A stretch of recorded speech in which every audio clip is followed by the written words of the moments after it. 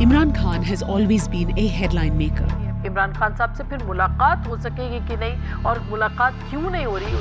Tonight mounting alarm in Pakistan over the fate of the former Prime Minister Imran Khan. फिक्रमंदी की बात है. कल से एक अजीब एक chaos create हुआ है. मतलब है समझ नहीं आती कि बंदा किससे पूछे, किससे बात करे.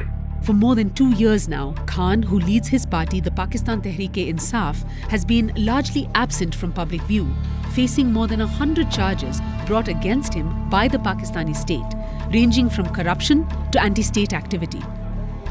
Even though sequestered in a high-security prison, he continues to loom large in Pakistan's political imagination.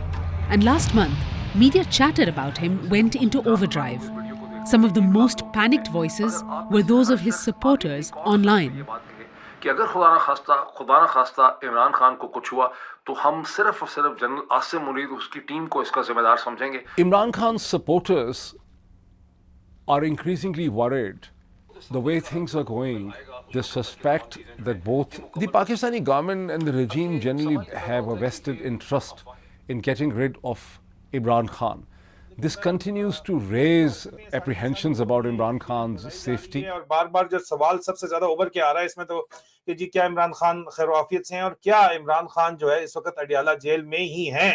He was having these weekly meetings with his lawyers, with his family, and sometimes with his party members.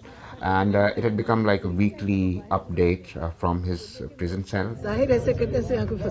And then suddenly the government cut off these meetings for at least 3 weeks. And then somewhere these rumors started that either he's been severely tortured or he's dead. توجه کنید به یک خبر تکان دهنده در پاکستان. عمران خان در زندان کشته شده است. And these rumors came as a shock to the country, not just among his admirers, but people who don't particularly like him as well. So I think that's why the government then allowed his sisters to meet up with him. He was very angry, and of course he sent out a message about the chief of army. He said that, you know, he's mentally not correct in his head. And then suddenly there's this huge press conference with a lot of big prominent journalists have been invited by the spokesperson of the army.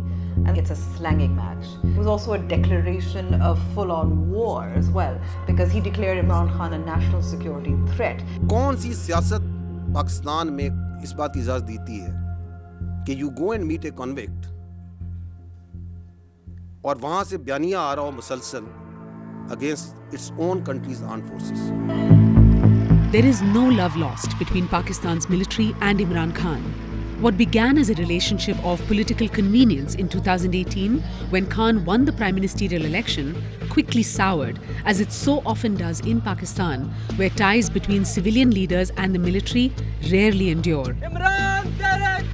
By 2023, Khan was sent to prison, where he remains. He is the latest in a long line of Pakistani prime ministers jailed while in office or after. But Khan is distinct in the grip he has managed to retain over his base, even from behind bars. The fact is that every single prime minister in Pakistan's history for at least last 50 years has ended up in jail. So he's not the first one to end up in jail. What the previous ex-prime ministers or powerful politicians, first thing they do is they try to move the courts and they try to move to a hospital on health grounds, which he has not done. And the second thing that he's done is that he's refused to cut any deal with this regime. Imran Khan is obviously committed to remaining in jail. And he has indicated through various sources that he's willing to talk to only one person, and that person is Field Marshal Asim Munir. Field Marshal Asim Munir is a natural choice because he's the center of gravity, he is the most powerful man in the country. And that resistance that Imran Khan has demonstrated through his party, through his tweets, by remaining in jail, has only meant that his popularity has increased. But at the end of the day, it is really just two egos clashing with the other. It is the popular leader versus the most powerful man in the country. And really, I think what gets left on the side is, military supremacy over governance. I don't think that's going to change with this resistance or with this clash of egos. The Khan-Munir face-off pits popularity against power. In parallel with Khan's growing appeal from behind bars, General Asim Munir's ambition has soared. Following a brief war with India in May, Munir rode a surge of public approval and was elevated to Field Marshal, placing him amongst Pakistan's most powerful military figures and amongst Donald Trump's preferred strongmen. And also, I have to say, my favorite Field Marshal from Pakistan. Something that has boosted Munir's reputation in some domestic quarters. Then last month came a series of constitutional changes that spanned the military and the judiciary and which dramatically strengthened Munir's hand. Imran Khan has been tracking the changes from the confines of jail and has not held back.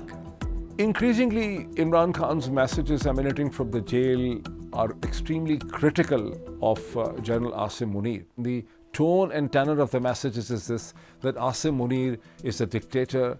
This is not even a martial law. This is Asim law. He identifies and zooms onto General Asim Munir as a culprit responsible for whatever is happening to him. Social media has added a really interesting dimension to this kind of politics, because in the past we've seen that many political parties or prime ministers, when they've been persecuted, there's no social media back then. But I think with Pakistan Tehreek-e-Insaf, how they've adapted to technologies, how they use technology, including AI. As an example, they've created an AI avatar for Imran Khan, leading a rally, and his supporters and fans really loved it. सबको नया साल मुबारक, जिसमें घुटनों पर आए इस जाली और फस्ताई निजाम को शिकस्त होगी, इंशाअल्लाह. But because the Pakistan Tehreek-e-Insaf is so much more sophisticated when it comes to digital media, many of the accounts are operating from outside of the country, which means they can't be captured by authorities within Pakistan. They keep the story alive. Imran Khan's family is also keeping the story alive, not through social media, but through international media. His sons have come forward, spoken to YouTubers. His sisters keep appearing on international media, like for instance, Sky News. He has been in basically solitary confinement for the past 7 weeks. Through the years from 2022 to 2024, an escalating crackdown on Khan's Pakistan Tehreek-e-Insaf scattered many of the party's senior figures abroad. Several of them have become prominent voices, posting viral rants, updates, even exaggerations and incitement online. Shahbaz Gill used to be a special assistant to Khan when he was Prime Minister. He now runs a YouTube channel from the US. Field Marshal Asim Munir's de facto martial law या military राज का 5वां दिन, जी हाँ, 5th day. Shahzad Akbar was a minister in Khan's cabinet. He is now in the UK. उनके ऊपर बेशुमार किस्म के मुकदमात आपने किए हुए हैं, उनके खानदान के ऊपर जुल्म हो रहा है, उनके नाम लेने पर पाबंदी है. There's a host of other YouTubers who were primarily journalists and often sympathetic voices on mainstream media when PTI was in power. Many have since fled the country. Moeed Pirzada, now based in the US, is one of them. We asked for his response to accusations of misinformation and whipping up panic. I have heard these accusations that, I'm instigating or I have probably said something which is unverified. The cases have been registered against me are not based on facts. For instance, I am actually doing terrorism sitting from here. And I'm generally careful in saying things. I rely upon the published information every single day from Pakistani English papers like the Dawn, the Tribune, and the statements of the key politicians and newsmakers. So I always make it very clear in saying, in my opinion, in my judgment, in my assessment. Current Pakistani government and the military setup, they're very good at controlling the traditional media, which is TV channels and newspapers. But now most of Imran Khan's followers are either on WhatsApp groups or on social media, and they're finding it really frustrating that they can't do anything about them. And what happens is, when the government people, ministers, they visit London, Barcelona, New York, they are confronted by Imran Khan's fans, they make their videos. And they are very, very frustrated with the fact that they can't do anything about that. So they've been kind of campaigning against YouTubers, vloggers who are outside of Pakistan. They're threatening to extradite them to Pakistan. So there seems to be a sustained campaign against Imran Khan fans in an attempt to just shut them up.